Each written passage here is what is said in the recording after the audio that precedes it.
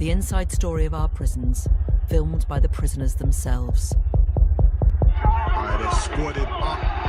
Lord, they squad it up.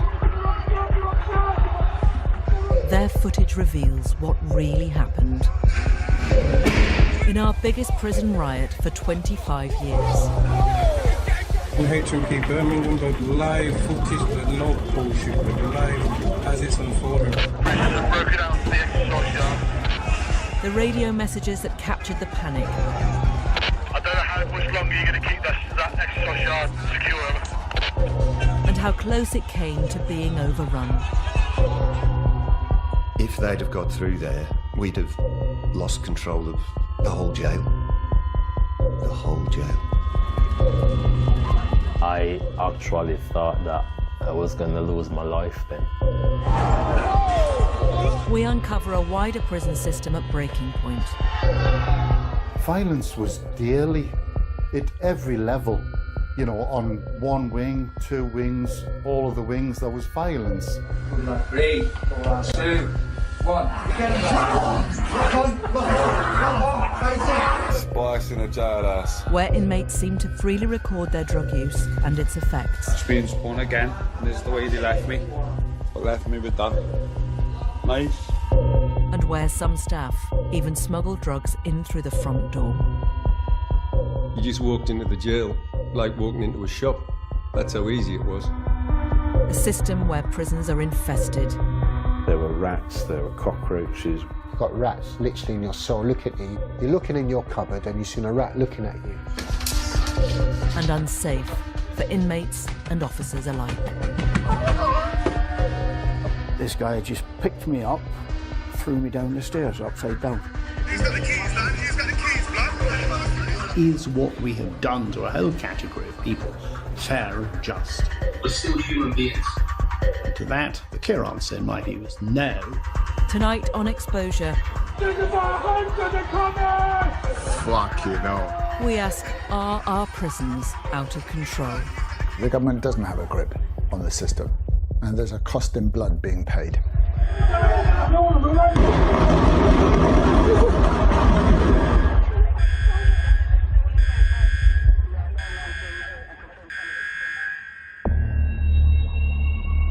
In December 2016, HMP Birmingham became the scene of Britain's worst prison riot for 25 years. Inmates and staff say there had been a decline in control for many months before the riot. The last 3 or 4 years, there was an erosion of staffing levels, there was high sick levels, so there was never enough staff on duty to be able to run a full regime for prisoners, which created a lot of frustration and a lot of problems. Since 2010, government spending on prisons has been cut by 22%. Despite recent recruitment, there are 25% fewer prison officers than there were 8 years ago. It wasn't unusual that we should have been running on 6 on a wing, that we'd be down to 3 or even 2. People just get lawless, you know, and especially when there's not much staff around, you know, to do certain things.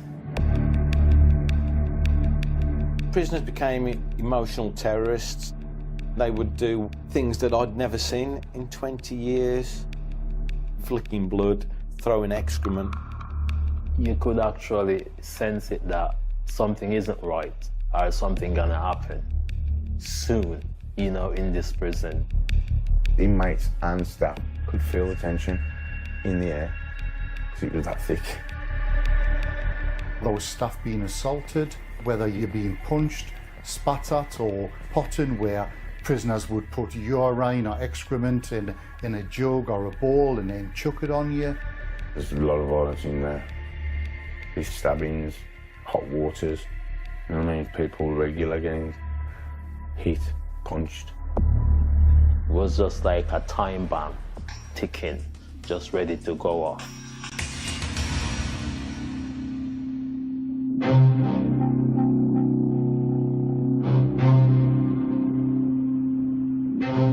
All it took was a small act of protest. A prisoner who complained he hadn't been able to see the dentist jumped onto the netting and was joined by other prisoners with grievances. A senior officer came to negotiate with one of the protesters. The officer's radio message reveals what happened next. He said to me, I've got a syringe in my pocket as well. I said, that's stupid. There's a kid hiding round the corner. As I'm about to lock the door, my keys wasn't in my hand. He's ripped my keychain and they've just snapped off. Now stolen, the senior officer's keys could give access to many areas of the prison, including doors to the outside. It was around, within seconds, literally round the jail, that yes, they had got keys, and it scared the life out of me, to be honest.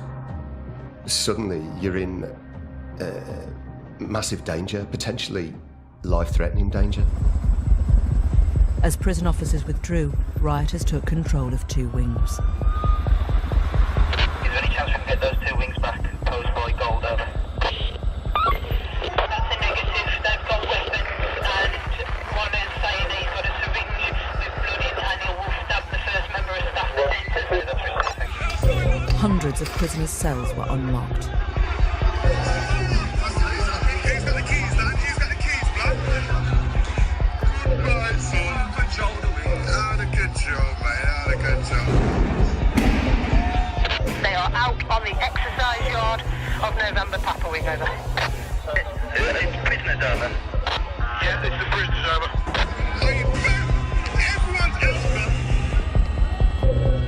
The rioters crossed the exercise yard to 2 other wings where they unlocked more prisoners. P wing unlocked, N wing unlocked, Mike wing unlocked, and it's just the final wing is L wing. Up to 600 prisoners were now on the loose, and some of them were broadcasting live on social media. I can remember seeing hordes of prisoners running around. It sent a shockwave through the prison. It was a physical shock throughout the prison. I saw some riot police actually running away. You could see staff were genuinely scared. You could see the fear in the face from everybody. Because the potential now for you to lose the jail was as real as it was going to get. The rioters ran towards a gate which would give them access to the rest of the prison. I don't know how much longer you're going to keep that exercise yard secure. We need to get changed immediately on the outside gates from the exercise yard. That's immediate over. If that gate was opened partially or chained and they attacked it, it wouldn't have held. It would not have held. And staff would have got slaughtered, basically. You can't have 20 staff, 30 staff containing 600 men. Just one gate kept the rioters from taking over the prison. If they'd have got through there, and it literally was that gate holding them, and if those immensely brave men and women hadn't held that, we'd have lost control of the whole jail. The whole jail.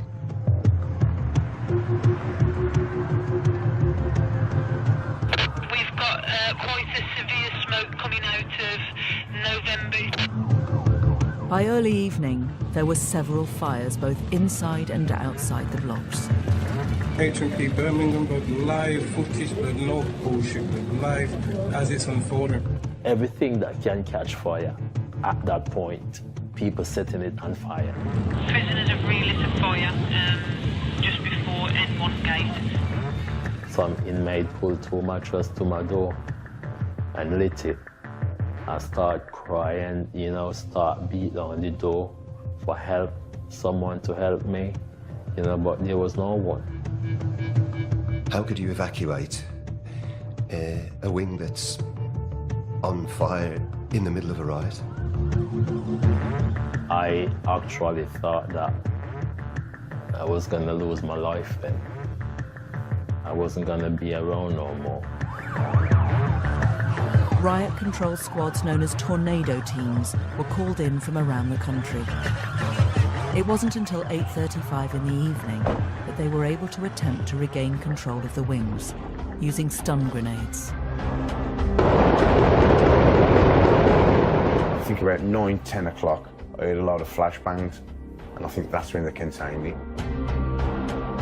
At 10 p.m, 14 hours after the protest started, tornado teams finally secured the jail.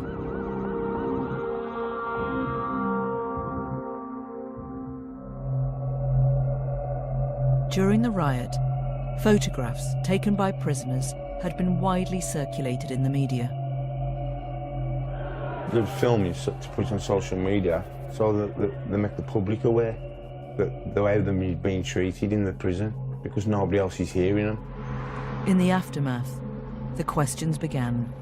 How could this happen? It's very simple, really. If you take 40% out of the budget, if you cut staff by 30%, if you increase your prisoner numbers, you're creating a recipe for disaster. It just so happens the disaster on this occasion landed on Birmingham's doorstep. The government commissioned a report into the riot, but has said that it's not appropriate to release any part of it because it could compromise security arrangements. However, Exposure has learnt that a redacted copy of the report was made available to prisoners charged with rioting during their trial. Of course, an analysis should be published of what happened in Birmingham. But also it's important that lessons are learnt. If things are hidden, that will mean that the right solutions aren't put in place. Exposure has obtained a copy of the report. It says although sufficient staff were available on the day, the riot could and should have been prevented, and that staff had in the preceding year become worn down by chronic staffing shortages. It says staff had gradually relinquished authority to the prisoners, who were in effect policing themselves for much of the time. If staff have withdrawn, when I say withdrawn, not physically, would have withdrawn because they're not confident, then this is a kind of recipe for disturbances in prisons. G4S, who run HMP Birmingham, told us that the riot was very challenging and said, "Our dedicated officers faced determined aggression with incredible courage, resilience and professionalism. Their brave actions helped to prevent further disruption." They say there were lessons to be learned, and the prison has undergone a number of significant changes, including the strengthening of security measures. However, the confidential report we've obtained also concluded that the encroachment on safety and decency and the risks of disorder are not peculiar to Birmingham.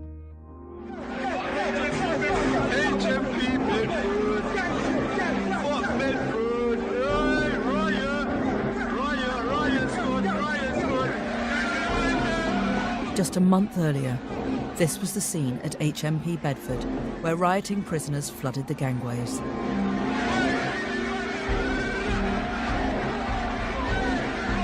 The prisoners stuck notes on the walls of A-Wing saying, "This was caused by 23-hour lockup," and "We need to be treated like human beings."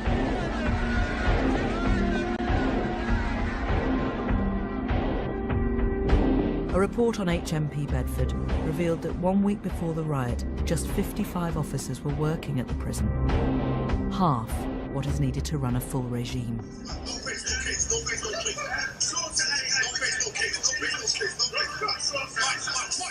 There were also disturbances in this prison at Swaleside in Kent, Lewes, Hull, and here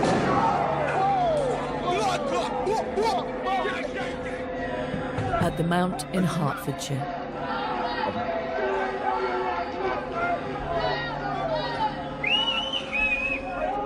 Fucking hell. Alright, they squared it up. Lord, they squared it up. The government doesn't publish figures for the numbers of these events. But using freedom of information, we've established that tornado teams like the ones shown here were deployed in 23 separate serious incidents last year. I'm fucking hell.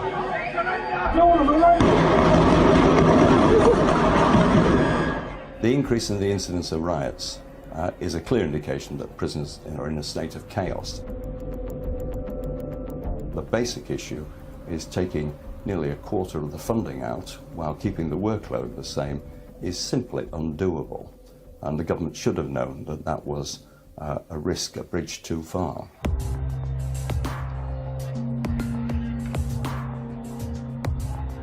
One of the factors increasing widespread disorder is the prevalence of drugs, including new psychoactive substances such as spice and mamba. There's no doubt that psychoactive substances have been a destabilising factor. But the key issue here is the trade in the drugs, because you can sell a psychoactive substance in a prison for about 10 times the cost of buying it on the street.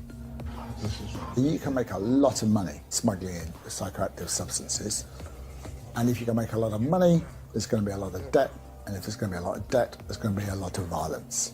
And there's no doubt that the trade in drugs is contributing to the violence in prisons. Prize. I don't think it's just one cost. The drug situation is for people just to forget about where they are. And that's what they're taking the drugs for. Just to forget about everything, because there's nothing for them. There's nothing for them. So what I'm going to do, I'm going to roll me a joint, take some spice. Boom. Forget about it, the whole prison. Forget about food, eating, because I'm not getting enough food. I'm out cold. No one cares about me. You don't care about me. They don't care about me. So why should I care about myself? Seen people selling all the canteen, selling clothes, trainers, selling the Sunday dinner, saying, right, if you give me this amount of spice, I'll give you my chicken dinner kind of thing. You sell anything, really, just for spice.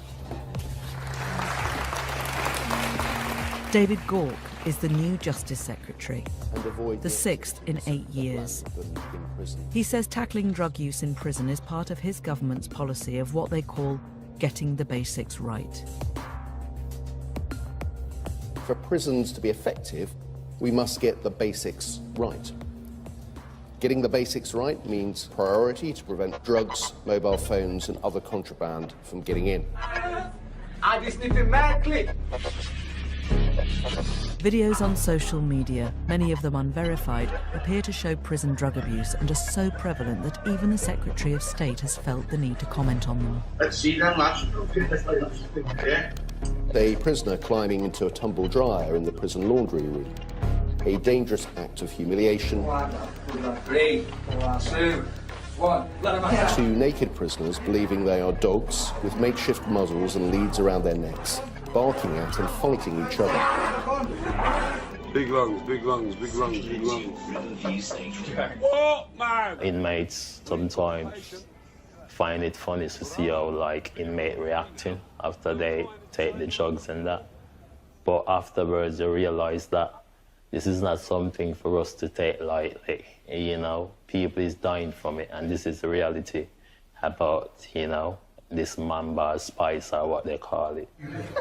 It's pretty easy to get hold of spice, weed, heroin, gear, anything. Prison. Spice in a jailhouse. Videos of people on drugs in prison going onto social media is just a class case of the prison have lost control. He's got this in the bag. He's got this in the bag. They use lab rats like, or mamba challenges they give to people. So that they try it, see if it's any good. If it is, them on the floor, doing all the business, they get filmed. You know what I mean? They get laughed at. And then the drugs, like, good for them, then they'll sell it. It's a bomb. This video appears to show the humiliation of one drugged prisoner, making him think an apple is a bomb. Whoa! The bomb! The bomb! And another appears to show a prisoner made to believe his throat has been cut. You bleed out, lad! You bleed out! You bleed out! The number of ambulances increased wildly because of the mamba use. I mean, there was people flaking out here, there and everywhere. We called them ambulances, and they come regular, man. Exposure has discovered that over the last 5 years, the number of ambulances attending calls from prisons in England has jumped by 60%. In 2017, more than 10,000 were called out to attend incidents in prisons. My view is that much more needs to be done to keep these drugs out of our jails, because they are having a devastating impact on the lives of prisoners. G4S says it has no tolerance for drug use at Birmingham Prison, and anyone bringing in drugs will face disciplinary action or be prosecuted. Between June 2013 and September 2016, 79 deaths in prisons were linked to psychoactive drugs. So how do these drugs get into our jails? Next, we hear from a prison officer who smuggled them in through the front door. You just walked into the jail like walking into a shop. That's how easy it was.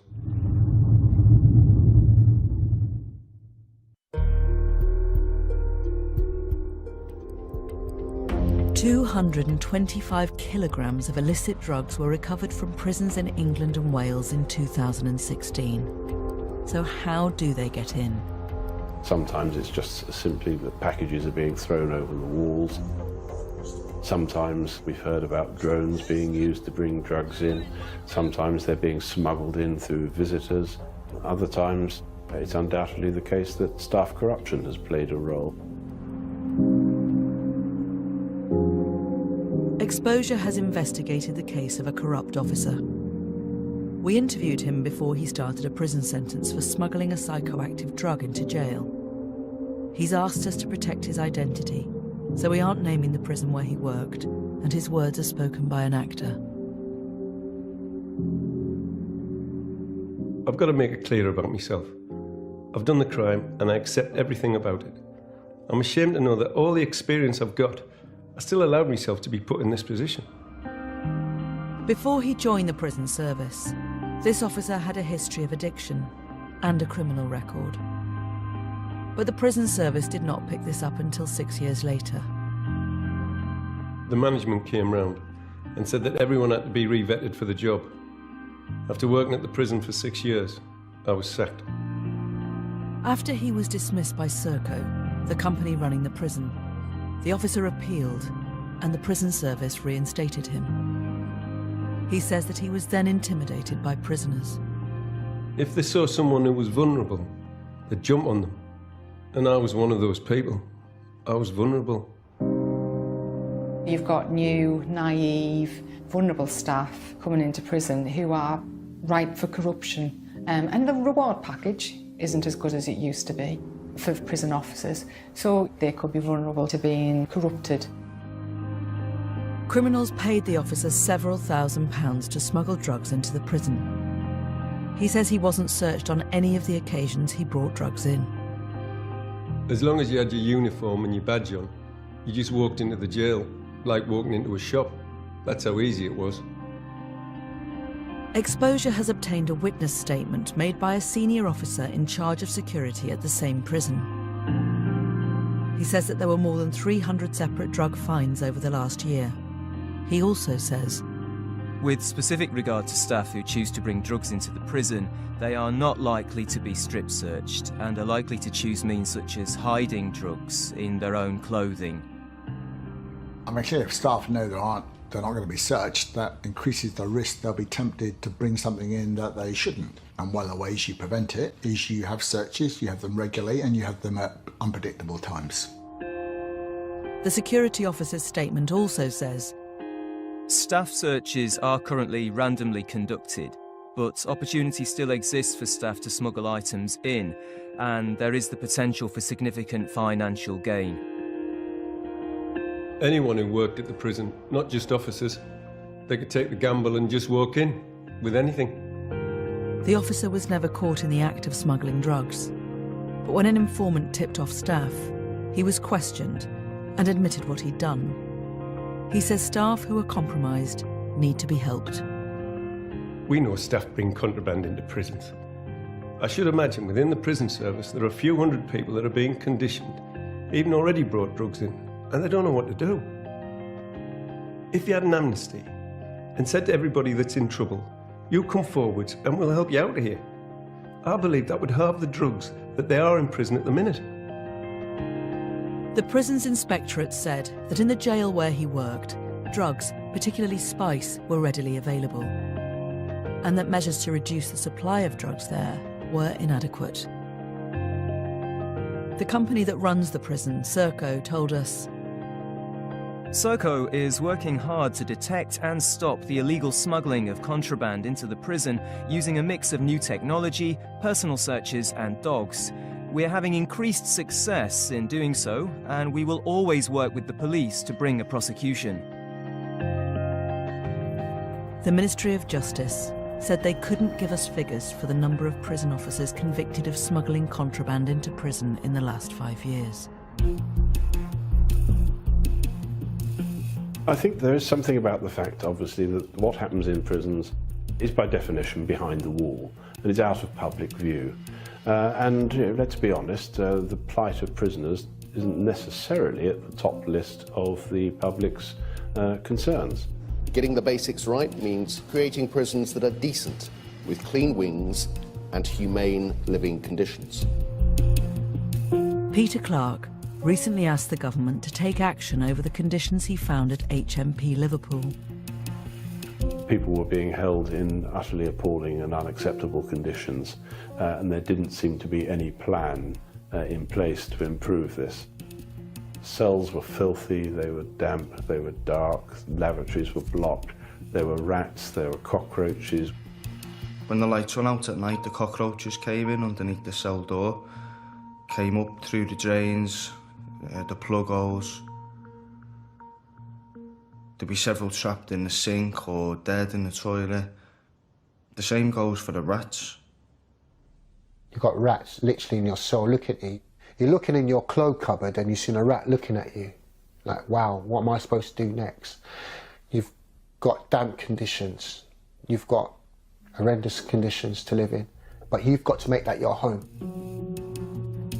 Critics say the lack of investment also impacts on the rate of reoffending, which costs an estimated £15 billion a year. Nearly half of adults are reconvicted within 1 year of release. We send people to prison as punishment, not for punishment. If we treat people in a degrading and humiliating way while they're in prison, we know that doesn't make them better, that makes them worse. What we ought to be saying to prisoners is, look, you can be a different person. You have to stop seeing yourself certainly as a criminal, but start seeing yourself as a citizen who can put something back into society. You don't do that if you keep people in conditions you wouldn't keep a dog in. Controlling drug use and improving prison conditions are two of the basics that critics say the government needs to get right. But there is another: controlling violence. Getting the basics right means creating prisons that are safe, free from violence, intimidation and self-harm. Violence in our prisons is at record levels. Last year, there were more than 20,000 assaults on prisoners, a record high, and up 9% on the year before. Let him get it. I'm on a beach, yeah? Shut up, I'm stabbing you. Also, there were more than 7,000 assaults on staff, 22% up on the previous year. The increase in assaults are the key things that are making prisons very difficult to run, worse for prisoners, dangerous for staff. Get ready to hold it. Assaults between prisoners, prisoner-on-prisoner assaults, have about doubled since 2010. Assaults on staff have tripled, and actually, because there are less staff, the risk for staff has quadrupled, gone up 4 times. That's an incredible increase. And because the risk of staff being assaulted is high, that makes staff very wary of confronting prisoners. Bradley Newton worked as a prison officer for 27 years at HMP Cardiff. He says that after staffing cuts in 2010, the atmosphere in prison changed.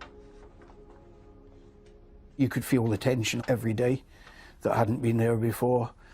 The noise level was rising. In April 2016, he was working on a fourth-floor landing when he challenged a prisoner who was new to the wing and had taken another prisoner's lunch. He was like 6'6", solid, very, very strong. And the next minute, this guy just picked me up while I've got the lock on him, threw me down the stairs, upside down. Seemingly, I hit the back left-hand side of my head on the metal kickboard. It's like a metal skirting board about 5 inches high.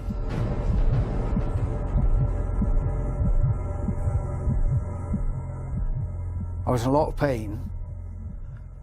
I'd been told by the member of the care team that when he arrived up the stairs in response to the alarm bell, that he thought I was dead. He suffered serious head injuries. I have no short-term memory left whatsoever. I suffer from violent headaches more or less every day, sometimes 2-3 days on the trot. I have vivid, horrible nightmares where I'm fighting in my sleep all the time. I've actually hit my partner twice during these nightmares where I'm fighting. It's not just my life, it's my family's life has been totally turned upside down. And the prison service don't care. Bradley Newton had worked in the prison service for 30 years. He hoped it would look after him. I received a letter from the governor of Cardiff Prison asking me to attend a capability hearing. He said, I'll have to go by your record. He said, nobody's got a bad word to say about you. You've done 30 years in the prison service. That's half your life. I said, yeah, I know it is. And then he went, quick as a flash, are you coming back to work in the next month without going sick? I said, Governor, at the moment, I cannot go near the jail. And he said, well, in that case, I'm dismissing you for medical inefficiency. He said, your pension will stop from today, your lump sum will stop today. The prisoner was convicted of assaulting Newton. Before the assault, he had been confined to a segregation unit for making threats. He had also previously assaulted another prison officer. He should never have ever been anywhere near the normal location because of his history of violence, attacking staff. Not only that, I was never told he was on the landing, otherwise I would have dealt with him differently. The Ministry of Justice declined to comment on this case.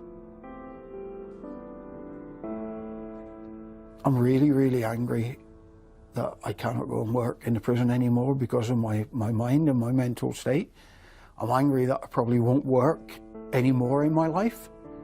But being sacked for doing my job to the best of my ability and being assaulted by a very, very violent person who they knew was violent, they knew his history, I think they've got a lot to answer for, the government, in the way that prisons are run, the way that prisons are inadequately staffed. They don't care. We're just a number to them. My number was CF174. That's it. They do not care. We know we're close to the murder of a prison officer because there have been a number of cases of attempt murders of prison officers where prisoners have been charged with that offence. Brutal assaults, often with weapons, unprovoked, something that didn't used to happen. I hope it doesn't take a murder of prison staff before the problems are taken seriously by the government. 295 people died in prison last year. 70 of those deaths were self-inflicted. Time and again, we know very well that the early days in custody, soon after people go into a jail, that's when they're particularly vulnerable and can be feeling particularly depressed. We see that a lot of deaths and self-harm occur at this time. 18-year-old Osvaldas Pagiris was arrested for stealing a bag of sweets in 2016. He was found to be the subject of a European arrest warrant for a minor theft. The police assessed him as a high risk of suicide in need of constant supervision. He was put on remand in HMP Wandsworth. I saw the young chap on A-Wing. He looked lost in his eyes. He was a very nice lad. He's a very young lad. He shouldn't have been in prison. A very young lad, you can see it. But what I've known of him, just wanted to just phone his mum, tell his mum where he was. Pagiris was found attempting to kill himself with a ligature around his neck on 5 occasions before he was placed inside this segregation unit. Each cell has a bell and light that the prisoner can activate when they need assistance. At 1 p.m, the camera records this light flashing outside Pagiris' cell as he rings his bell. Well, every cell has an emergency call bell, and we as an inspectorate say that we think when a prisoner rings that bell, it should be answered within 5 minutes. HMP Wandsworth had previously been criticised by prison inspectors for long delays in answering bells. Prisons have not implemented fully the recommendations, and the price that is being paid is that people are taking their own lives in some jails at horrifying levels. As Pagiris was a suicide risk, he should have been checked every hour. But for 15 minutes after he first rang his bell, this officer stayed in her office on the segregation wing, apparently watching television. She says that the bell was quiet and she didn't hear it. At other times, I've seen with my own eyes bells ringing on wings and significant numbers of prison officers in the wing office not responding to them. The officer goes with a colleague to the cell next door to Pagiris, but appears not to notice the flashing light outside his cell. It's possible to see that where tragedies have occurred and people have been found to have taken their own life in a cell, that actually they had been ringing their bell and it had gone unanswered before their death occurred.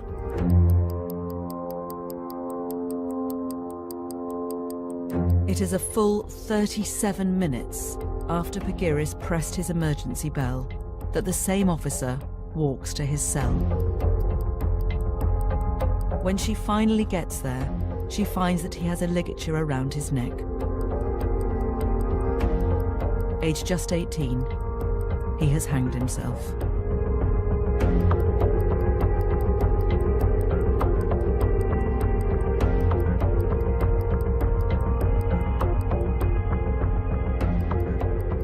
He was a nice lad. He just wanted to fit in. That's all he could have done. He was trying to fit in. And then next thing I know, he was gone. There were 10 self-inflicted deaths in HMP Wandsworth alone between 2014 and 2016. What really concerns us is when we find that there are repeated instances of suicide in particular jails. The Ministry of Justice declined to comment on this case. Coming up, prisons are full, yet some prisoners who have served their minimum sentence still have no idea when they will be released. My name is Michael Presley. I got given a 2-year, 9-month sentence, and yeah, I've doubled that, more so.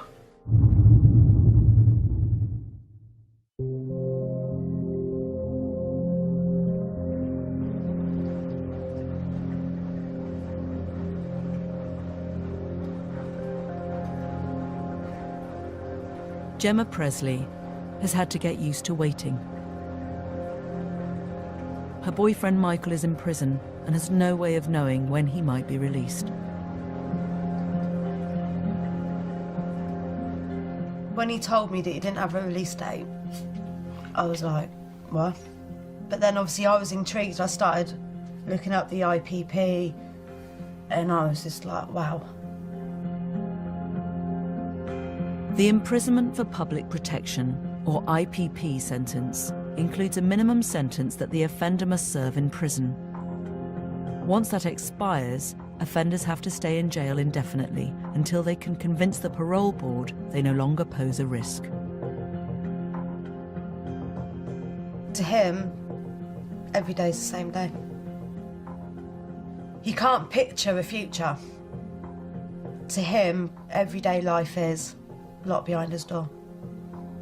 Out for a few hours, locked again, new day. Presley was convicted of GBH in 2012 and given an IPP sentence because he had a previous record. He completed his minimum sentence in 2015, but 3 years later, he's still locked up. I got given a 2-year, 9-month sentence, and yeah, I've doubled that, more so. When Presley was turned down for release for the 3rd time by the parole board, he decided to make a stand. My name is Michael Presley. I absconded from HMP Springville last night. Fully good reasons why. One is the IPP sentence. The sentence is a disgrace. You took me away from my daughter, my family, every single person I loved, they got taken away from me. We're still human beings. Give us a chance, and we will be better. If you don't give us a chance, we lose hope. The government abolished IPP sentences in 2012, but not retrospectively. So there are still more than 3,000 IPP prisoners like Presley who do not know when they will be released. Critics say this contributes to growing tension in jails. You'll have a group of prisoners who feel very frustrated about what's happening to them. For the IPP prisoners with very short tariffs, sometimes of just a few months, that remain in prison, I think the risk test should be reversed for them. So it's the system has to show they are still dangerous rather than the prisoner have to show that they're safe. Some of these men, it is mainly men, have been in prison years and years now beyond the time that the judge said they needed to serve as punishment, and I think that's unjust.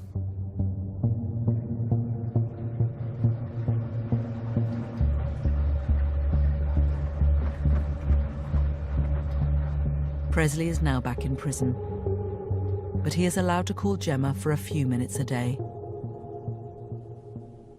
Well, your video, obviously, that was a good thing to do because you got your voice out. There's a new Justice Secretary, David Cork.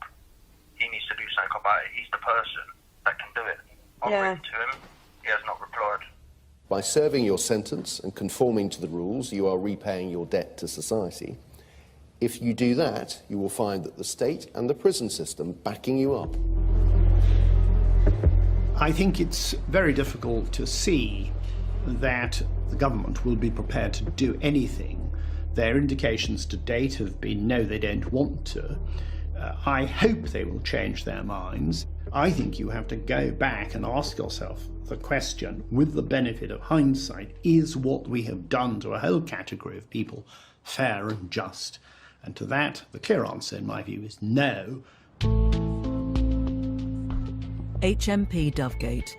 Daniel Sayce has been a prisoner here since last November, but he has spent a lot longer in jail because he is an IPP prisoner. In 2006, at the age of 18, Daniel Sayce was convicted of stealing £1.55 and threatening another victim with a broken bottle.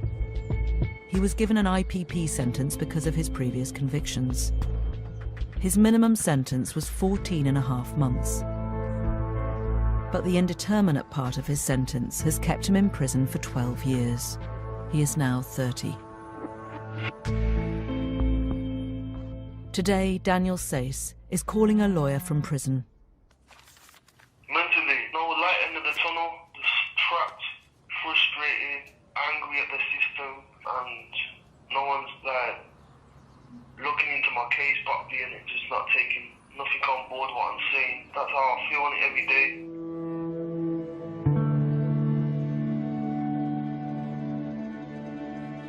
Before Daniel Sayce can be released, he must convince the parole board that he is no longer a risk.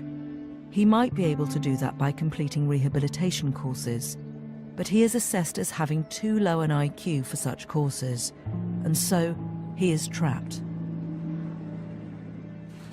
There is one kind of person to whom I think special attention should be given, the person who has learning difficulties.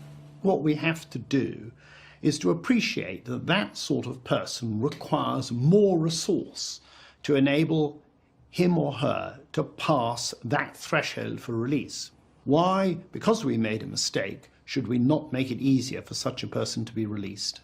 I think there is no answer to that question other than to say we should do all we can. My grandparents, obviously they're old in age and their health-wise is up and down all the time. I might not make it the time I get out here because of the health conditions. Okay. Obviously heartbroken, isn't it? That's it. Sayce says that before he moved to Dovegate, he lost one of his friends, a fellow IPP prisoner. Obviously, I had a close pal here who's an IPP prisoner himself, and obviously he lost hope in the system, basically hung himself. We know that rates of self-harm and other indicators of despair amongst IPP prisoners are higher than for the prison population as a whole, and it's about the uncertainty that they don't know when they're going to get out. And obviously that touched me, innit? Obviously the system don't really care, innit? They don't care about IPP prisoners and that. The sentence was a mistake, and therefore it is important that the government seriously looks again at finding a way of putting right the mistake that we made in 2003 and which has had such a profound adverse effect on so many people. The Ministry of Justice told us it has an action plan for IPPs and that last year the Parole Board released nearly half of the IPP cases it considered. The Ministry also told us prisons should be safe places where criminals can reform, and our dedicated prison officers do a fantastic job in often difficult circumstances. But clearly there are challenges that the system and individual prisons face, which is why the government is taking firm action.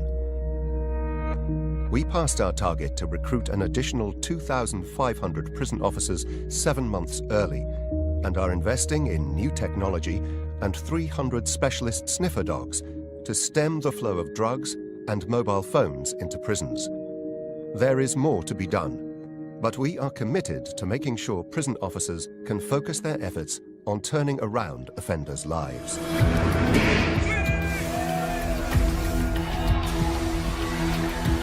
HMP Birmingham, got live footage. Life in prison from the public, me now tell you this now, it's a hell upon hell. Some of the people upstairs need to come down to one of the prisons for one night. Just live in a prison, just one night, and see. And I'll tell you now, they will make sure that everybody gets the facilities. It's not nice. last month, the Prisons Minister said that he was determined to create the best prison service in the world. Yet England and Wales still have the highest rate of imprisonment in Western Europe. Nearly 1 in 10 prisons are in special measures. In my view, prisons are in crisis. Violence continues to increase.